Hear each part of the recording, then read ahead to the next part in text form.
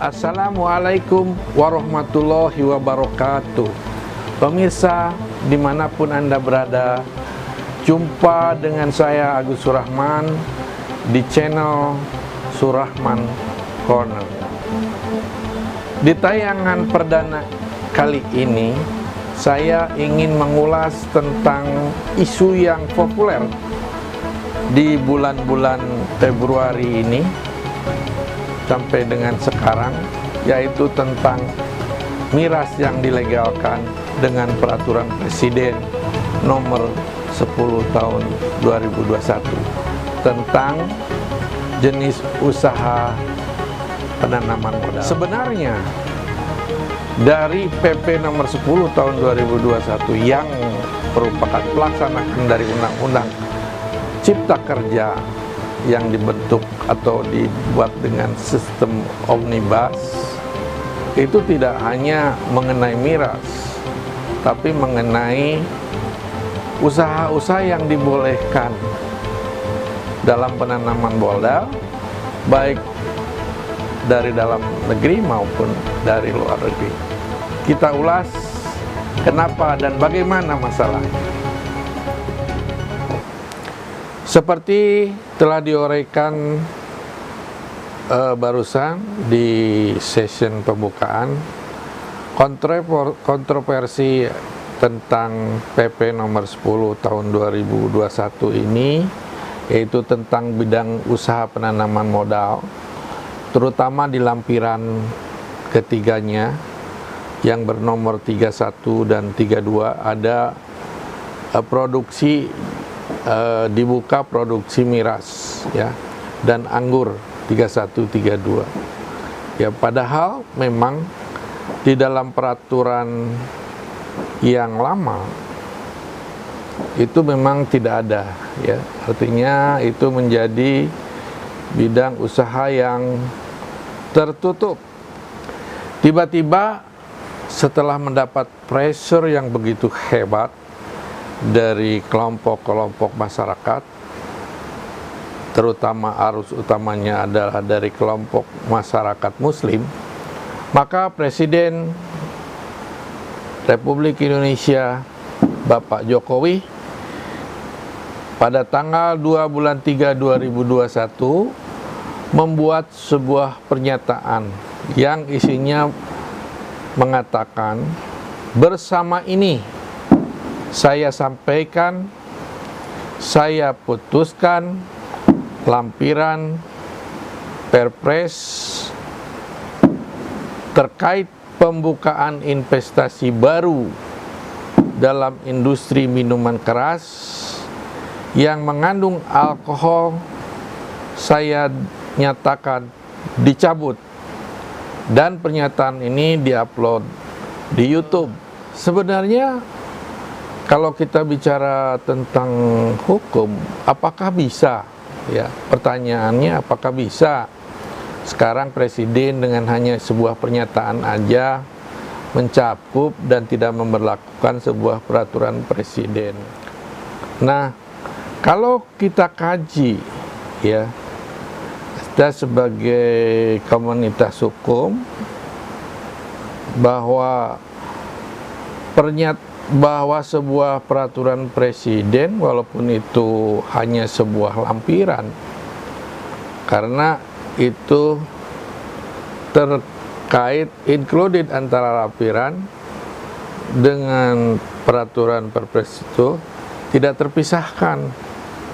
Jadi seperti kalau kita bicara tentang teori hukum, maka sebenarnya yang harus mencabut dan menyatakan tidak berlaku itu adalah regulasi ya yang hierarkisnya sama ya, Perpres dengan Perpres ya, atau yang regulasi hierarkisnya lebih tinggi, misalkan dengan undang-undang atau dengan Perpu ya. Jadi barulah itu bisa dicabut. Jadi sebenarnya apa yang dikatakan oleh Presiden itu nothing kalau buat saya, kalau menurut hemat saya itu tidak ada artinya secara hukum bahwa lampiran itu masih tetap berlaku. Yang tidak berlaku adalah pernyataannya, ya. Jadi kemudian di samping itu, apa sih sebenarnya Perpres nomor 10 tahun 2021 ini? Kan sebenarnya bukan hanya miras. Jadi dia sampai ada 3 lampiran, ya, yang dibolehkan atau diusahakan dalam penanaman modal. Di dalam lampiran 3, ya, miras itu hanya ada di dalam lampiran 3. Hanya 2 poin aja, poin 31 dan 32. Ya. Ya, itu aja. Jadi yang dicabut hanya itu.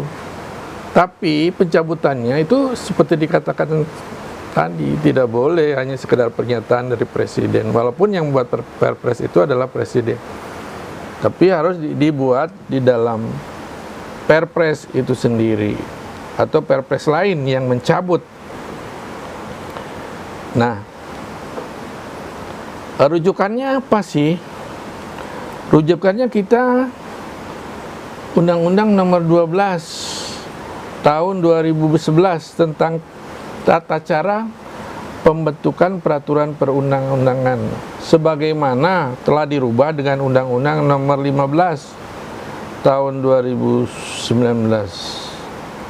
Suatu peraturan perundang-undangan hanya dapat dicabut dan dinyatakan tidak berlaku oleh peraturan perundang-undangan yang tingkatnya, yang hierarkisnya sama atau lebih tinggi.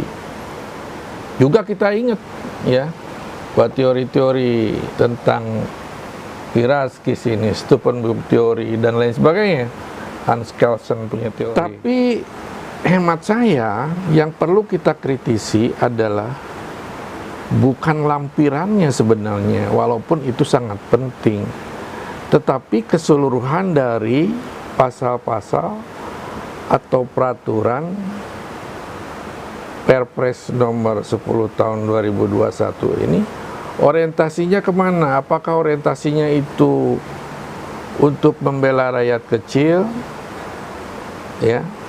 Tapi saya lihat memang orientasinya adalah bagaimana meningkatkan atau memberikan fasilitas yang semudah-mudahnya untuk para investor, apakah investor asing ataupun domestik, ya.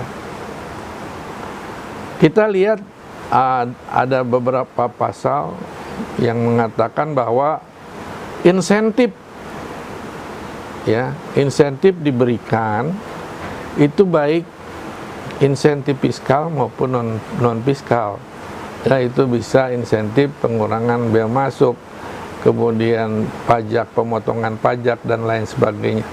Jadi benefitnya untuk negara apa gitu loh? Ini kan hanya untuk mengeruk kantongnya orang-orang yang suka minuman keras, ya, untuk membeli dan menjadi keuntungan segelintir orang atau corporate, ya. Corporate ini kan punya segelintir orang aja kalau dia tidak terbuka, ya. Nah, ini yang menjadi masalah. Kemudian kaitannya dengan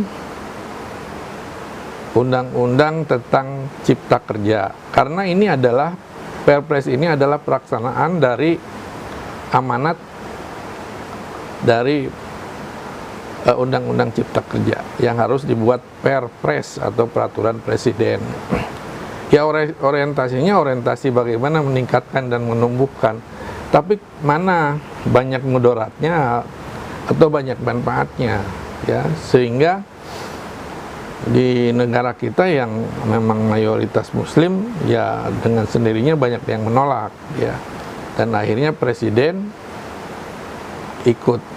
ikutan juga akhirnya menyatakan membatalkan dan tidak berlakunya bukan Perpresnya secara keseluruhan, tapi hanya lampiran 3 nomor 31 dan 32 kalau nggak salah, atau ya 31 dan 32, lampirannya ada di situ.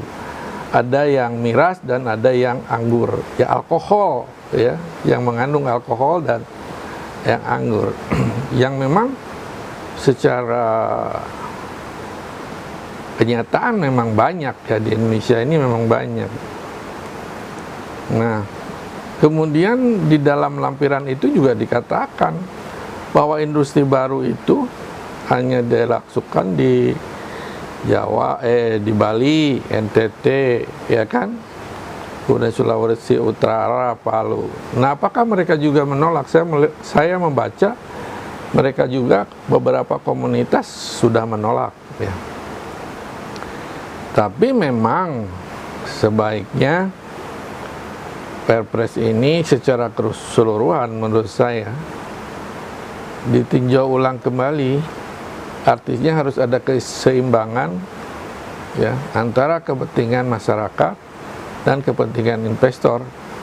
Kita harus merujuk kepada pasal 33 Undang-Undang Dasar 45. Tidak boleh kita berat sebelah. Artinya pertumbuhan ekonomi itu harus ditujukan untuk semakin mampunya kepentingan masyarakat. Nah, itu ulasan perdana saya mengenai kontroversi Perpres nomor 10 tahun 2021 ini, yang orang sering mengatakan, orang yang salah menulis dan salah mengatakan Perpres ini mengenai miras. Bukan, Perpres ini mengenai jenis usaha penanaman modal. Jadi usaha-usaha jenis-jenis usaha apa yang bisa, yang terbuka untuk asing dan untuk domestik. Ada persyaratannya ya di situ. Persyaratannya misalnya kalau untuk produksi gulai, ya kan, gulai daging atau apa, itu persyaratannya 100% modalnya domestik, ya kan. Nah, dan lain-lain, ya. Bagus nawaitunya, tetapi jangan terlalu berat atau berorientasi kepada pertumbuhan ekonomi yang menimbulkan free market dan cenderung liberalis dan kapitalis. Demikian ulasan dari saya. Wassalamualaikum warahmatullahi wabarakatuh. Mantap.